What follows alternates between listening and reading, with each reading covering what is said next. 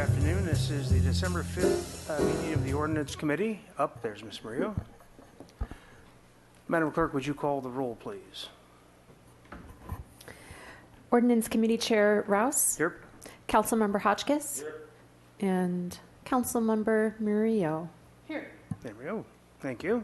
And we have time for public comment for any item not on the agenda. A member of the public, any public comment out there? Seeing none, we'll continue to the item. Ms. Taylor. Good afternoon. Thank you for having me here. I'm Kathy Taylor. I'm the city's water system manager, and I'm here to present updates to the meter reading and billing procedures as they pertain to estimating water meter reads. Essentially, we have been doing water meter reading estimates that's been our practice, but we're here today to codify it. So why do we need to estimate reads? The city has approximately 27,000 meters, and we read these each month. And occasionally, a meter is either physically obstructed by a truck or a car is on top of it, and we can't read it, or it fails. It's a mechanical failure. This occurs approximately 10 times per month, which is rather small considering we have 27,000 meters. And per Prop 218, we are required to cover the cost of our service. And why is it important to estimate reads? Estimating ensures equity amongst our ratepayers, so everyone's paying their fair share. Accountability for use of water and wastewater infrastructure. And this is how we also maintain the trust of our customers for the costs of operating the water and wastewater systems. And it also supports our water conservation efforts.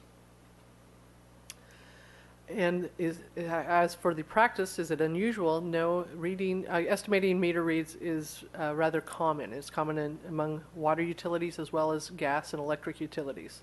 Our neighboring water agencies also employ this practice. And I said at the beginning of the presentation, the city has historically been doing this, but we are here today to formalize it in our municipal code in a fee resolution for improved transparency. And how we estimate the reads is we have two methods. The first method is we take the 6-month average of the same time frame a year ago, and then we also look at the prior 6 months of the usage, and then whichever average is lower, that is what we use. However, if someone has not been in their place for a full year and we can't get that previous 6 months from last year, we just employ method number 2. So what we are recommending is that Council amend the municipal code to Title 14, that codifying the language for estimating water meter reads, and amend the existing fee resolution establishing a process for estimating water meter reads. And with that, I'll take your questions, and there are also staff here from Utility Water Billing if you have any other questions for them too. Thank you, Ms. Taylor. Any questions from the committee? Ms. Murillo. Thank you. Thank you for your presentation, Ms. Taylor. So do you get many complaints from people when you take your best guess at the bill? Mr. Chair and Councilmember Murillo, it really depends. Some people are understanding and are fine with it, and of course you are going to get some people who complain, but we explain the process to them, and it's a rather fair process. And on top of that, of averaging the 6 months from last year and the 6 months from the prior 6 months from when the meter failure, we also give them 3 months where they can come. We will look forward to the 3 months, and in 3 months' time, they can come back if their water use is substantially lower, and they can request an adjustment at that time.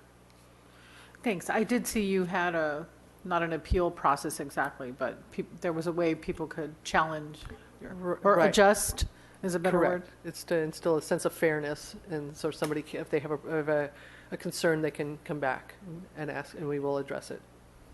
Thank you.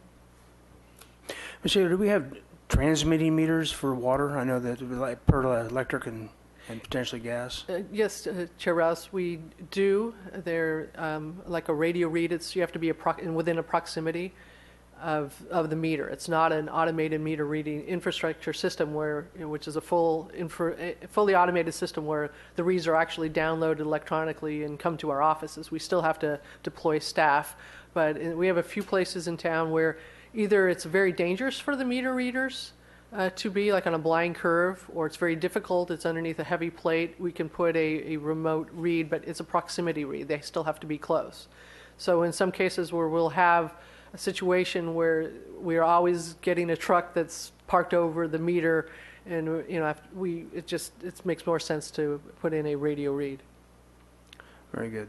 And then my last question is not exactly on topic, but is part of it is the, I don't know what they call the policy, when there's an extraordinary leak, when somebody can get relief from a one-time incidence, and how does that work, and how often is that applicable, and what does the customer have to do? That's the leak relief, and that's in the case when somebody has had, let's say, a leak that they're unaware of, or the leak happens and they're not on site at the property.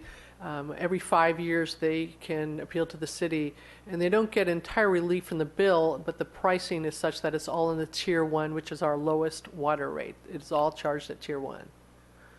So they'd be up in the upper tiers, but you would Correct. reduce those down, but the gallonage would still be billed, but at the Tier 1 rate. At the Tier 1 rate, and that's something they could contact water billing for. Okay, very good. Any further questions?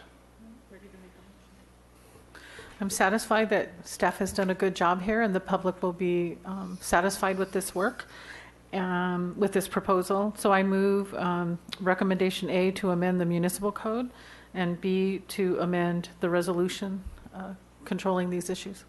Okay, it's been moved and seconded. Any discussion? All in favor, say aye. Aye. Under 10 minutes, well done. Thank you. Thank you.